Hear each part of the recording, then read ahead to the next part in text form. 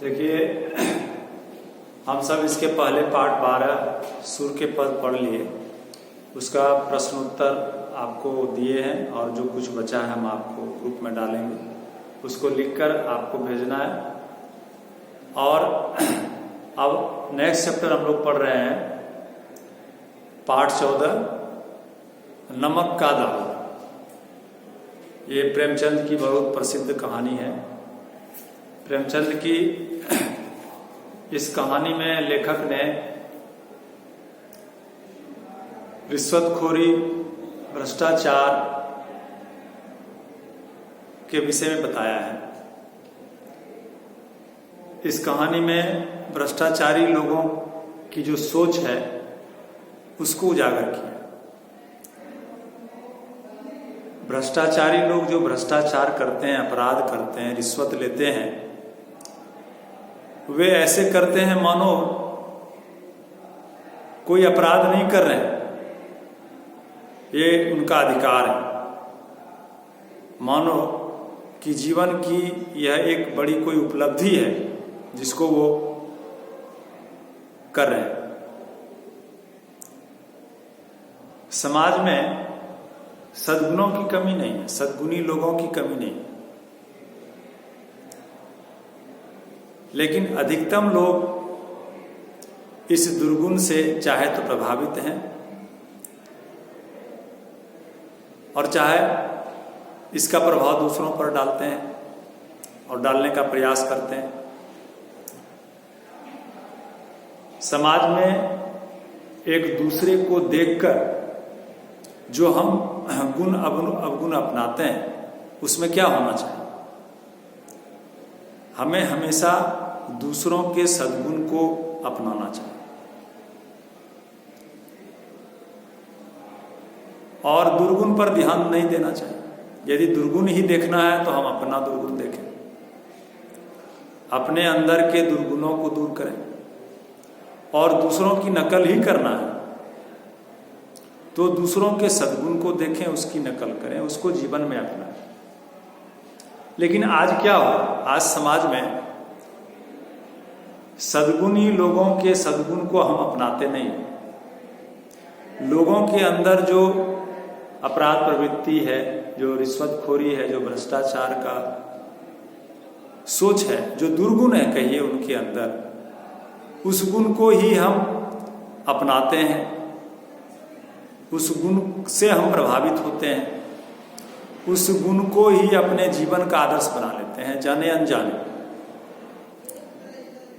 हम देखते हैं कि इस गुण के कारण इनको बहुत संपत्ति मिली, इन्होंने बहुत इस गुण से बहुत संपत्ति का अर्जन किया, तो हम समझते हैं ये सद्गुण है।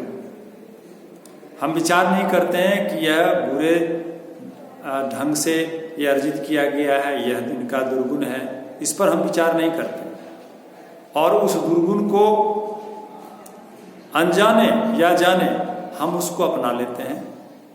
और केवल अपनाते ही नहीं है, हम अपने जीवन का आधार बना लेते हैं उसको। और भ्रष्टाचार करना, रिश्वत लेना हम अपराध नहीं समझते हैं, हम अपना अधिकार समझने लगते हैं और हम अपने जीवन की उपलब्धि समझने लगते हैं। लेकिन समाज में कुछ ऐसे भी सदाचारी व्यक्ति हैं, समाज में कुछ ऐसे भी अच्छे लोग हैं जो किसी भी कीमत पर आज भी अपने कर्तव्य और अपने धर्म पर डटे रहते हैं। उनको खोजने वाला, उनको परखने वाला आंख समझ आज कम है, लेकिन फिर भी ऐसे लोग समाज में हैं।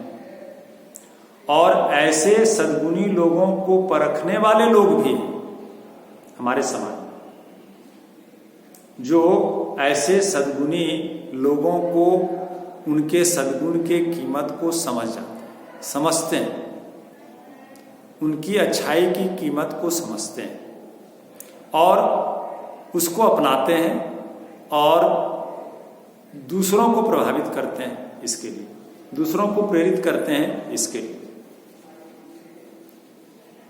समाज में ऐसे ही लोगों की आवश्यकता है।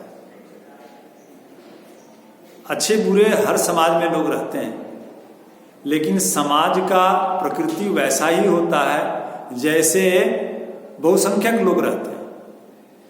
समाज को कैसे लोगों की आवश्यकता है, ऐसे ही अच्छे लोगों की आवश्यकता है, लेकिन इनकी संख्या कम है। इसलिए आज समाज की जो प्रकृति है वो बदल गई। इसलिए इस कहानी के माध्यम से जो हमको संदेश दिया गया है वो बड़ा महत्वपूर्ण है, वो बहुत महत्वपूर्ण है। हमें दूसरों को देखकर उनके सद्गुण की सराहना करनी चाहिए, उनके अंदर सद्गुण की पहचान करनी चाहिए, उनके अंदर सद्गुण ही देखना चाहिए और उनको अपनाना चाहिए। इस कहानी के माध्यम से लेखक यही संदेश दे रहा है। हमें समाज में हमेशा अन्याय के विरुद्ध खड़ा होना चाहिए, अन्याय के विरुद्ध हमेशा आवाज बुलंद करना चाहिए, अन्याय के सामने दबना रुकना नहीं चाहिए और अन्याय नहीं करना चाहिए। इस कहानी में यही बताया गया है, इस कहानी का यही संदेश है। नमक का दरोगा एक कहानी का शीर्षक है, कहानी का नाम है। लेखक कहते हैं कि जब से नमक का विभाग बना, उस समय जिस समय की हमारे देश, इस कहानी का जो पृष्ठभूमि है वो अपने देश का जो समय था वो गुलामी का समय था, अंग्रेज का शासन था। इस परिस्थिति में, उस परिदृश्य में ये कहानी लिखी गई है। जब अंग्रेज थे हमारे देश में, अंग्रेजों का शासन था, तो एक नमक का नया विभाग बनाया गया और नमक किसी फैक्ट्री में उस समय बनता नहीं था, ये ईश्वर प्रदत्त था। समुद्र के पानी से नमक बनाया जाता था, लेकिन अंग्रेजों ने नियम बनाया था कि कोई नमक अपने से बना नहीं सकता है, हम जो बना कर देंगे वही खाना है, उसी का प्रयोग करना है। तो सरकार ने उस समय एक नमक विभाग खोला और सबको निषेध कर दिया, इसके व्यापार के लिए सबको निषेध कर दिया, किसका कोई व्यापार नहीं कर सकता है। इसलिए लेखक कहते हैं जब नमक का नया विभाग बना और ईश्वर प्रदत्त वस्तु के व्यवहार करने का निषेध हो गया, जो ईश्वर प्रदत्त वस्तु यहाँ नमक को कहा गया, जो समुद्र के खारे जल से बनाया जाता था, तो सरकार ने क्या किया, उसका व्यवहार करना और उसका व्यापार करना निषेध कर दिया। तो लोग क्या करने लगते हैं, जिसका निषेध किया जाता है उसको चोरी छुपे करने लगते हैं और उसका व्यापार करने लगते हैं। तो लोगों ने क्या किया, नमक का चोरी छिपे व्यापार करने लगे और लाभ कमाने लगे। अब जब चोरी छिपे कोई काम होता है तो अनेक प्रकार का छल प्रपंच का सूत्रपात हो जाता है, अनेक प्रकार के विभाग में गलत कामों का, अपराध का सूत्रपात होता है, शुरुआत होता है। कोई घूस से काम निकालने लगता है तो कोई चालाकी से काम निकालने लगता है और इसमें अधिकारियों के पौबारा हो जाते हैं। उनके 10 उंगली घी में होते हैं, यानी बड़े मौज में होते हैं, उनको दोनों तरफ से लाभ ही लाभ मिलता है। अब उस समय पटवारी का एक पद होता था, बड़ा सम्मानित पद था पटवारी का गांव में। तो पटवारी का लोग सम्मानित पद छोड़ छोड़कर लोग नमक विभाग में जाना चाहते थे, ताकि वहां भ्रष्टाचार करें, ताकि वहां रिश्वतखोरी करें, चोरी छिपे नमक बेचें, व्यापार करें और अधिक से अधिक लाभ कमाएं। इसलिए नमक के विभाग में जो सबसे बड़ा पद था दरोगा का, उस पद के लिए लोग ललचाने लगे। वहां दरोगा पद पाने के लिए इस विभाग में लोग ललचाने लगे। उस समय वंशीधर रोजगार की खोज में निकले। वंशीधर एक व्यक्ति थे, वो बेरोजगार थे, वो रोजगार की खोज कर रहे थे। उनके पिता एक बड़े अनुभवी पुरुष थे। वे अपने पुत्र वंशीधर को समझाने लगे कि देखो बेटा, घर की दुर्दशा देख ही रहे हो, कैसी है घर की दुर्दशा, आर्थिक हालत बिल्कुल खराब है, ऋण के बोझ से दबे हुए हैं, बहुत कर्ज है और लड़कियों का विवाह करना है, वो विवाह योग्य हो गई हैं। नौकरी में तुम नौकरी पाने निकले हो, खोजने निकले हो, तो ओहदा मत देखना, पद मत देखना, है ना, पद की ओर ध्यान मत देना। ऐसा काम ढूंढना जहां ऊपरी आय बहुत, जहां इनकम हो, भ्रष्टाचार करने का, रिश्वत खाने का अवसर हो, जिससे कि अधिक आमदनी हो, अधिक आय हो, उसको देखना। और मासिक वेतन क्या है? मासिक हर महीने में जो वेतन मिलता है वो क्या है? तो पूर्णमासी का चांद है, जो एक दिन मिलता है और फिर धीरे धीरे खत्म हो जाता है। जैसे पूर्णिमा एक दिन उगता है और फिर धीरे धीरे चांद घटने लगता है और एक दिन अमावस्या के दिन समाप्त हो जाता है। तो वेतन की तुलना बंशीधर के पिताजी किससे कर रहे हैं?